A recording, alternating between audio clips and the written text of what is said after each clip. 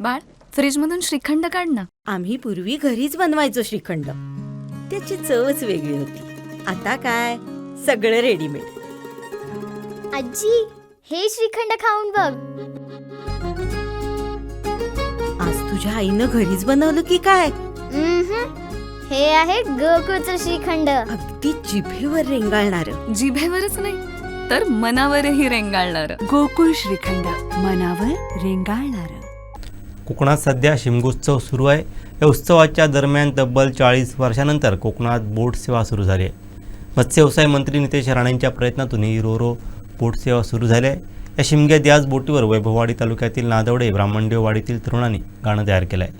गोमूच्या नाचात हे गाणं गायलं जातं आहे. पाहूयात याच गाण्याची झलक.